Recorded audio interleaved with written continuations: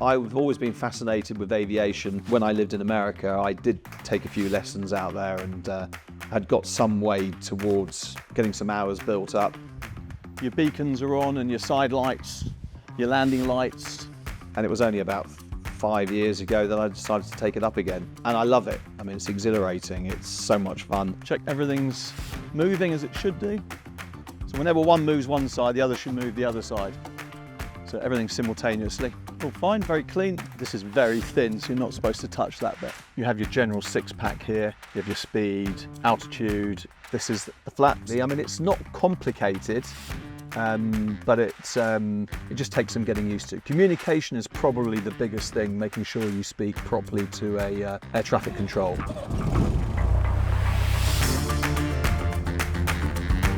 The world is much smaller.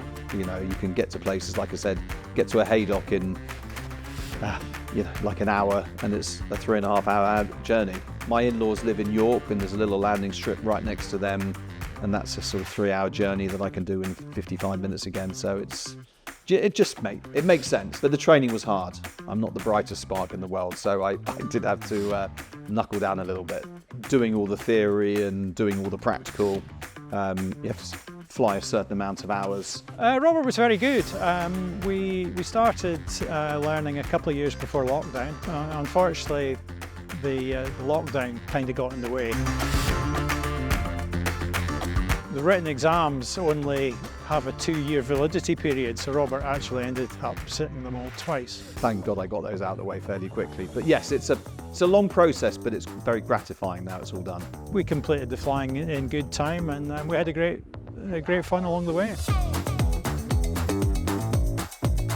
We're lucky we have Newmarket Racecourse, which is only 2 miles to the north of us, which has a landing strip which we can use any time we want to. I basically fly planes out of Duxford and Falmere, which is about 15 minutes to the south of us. Some racetracks don't have landing strips. A lot of them used to. Mark Johnson at the moment is campaigning for the jumps tracks of each flat track to be used as a landing strip.